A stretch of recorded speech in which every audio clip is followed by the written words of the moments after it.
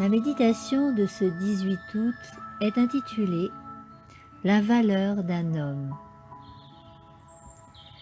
On t'a fait connaître, ô homme, ce qui est bien, et ce que l'Éternel demande de toi. C'est que tu pratiques le droit, que tu aimes la loyauté, et que tu marches humblement avec ton Dieu.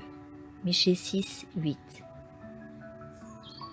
Le caractère d'un homme a plus d'influence que ses paroles.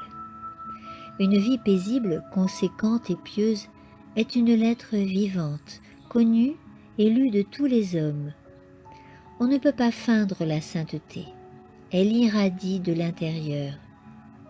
Si la bonté, la pureté, la douceur, l'humilité et l'intégrité règnent dans le cœur, elles se manifesteront dans le caractère, et un tel caractère est plein de force. La gloire ne va pas à l'instrument, mais au grand artisan qui utilise l'instrument. Le cœur qui est plein de l'amour du Sauveur reçoit chaque jour la grâce. Sa vie révèle la puissance rédemptrice de la vérité. Les témoins disaient de Jésus, « Personne n'a jamais parlé comme cet homme. » Jean 7, 46. Si Jésus parlait comme jamais aucun homme n'avait parlé, c'est parce qu'il vivait comme jamais aucun homme n'avait vécu. Si sa vie avait été différente, il aurait aussi parlé différemment. Ses paroles étaient chargées d'un pouvoir de conviction parce qu'elles émanaient d'un cœur pur et saint, rempli d'amour et de sympathie, de bienveillance et de vérité. Quand les bergers gardaient leurs troupeaux sur les collines de Bethléem, ils reçurent la visite des anges du ciel.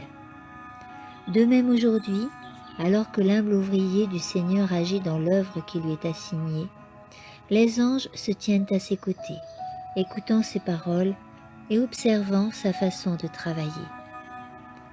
S'il se confie constamment en Dieu, ses anges protégeront son œuvre.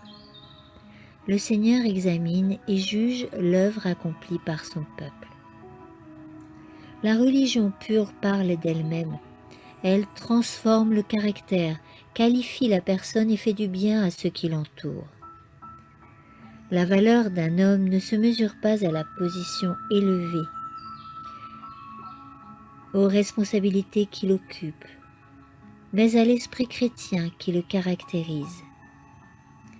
Quand le Seigneur demeure dans le cœur d'une personne, son œuvre porte l'empreinte divine et la dimension humaine s'efface pour révéler le Christ. Amen.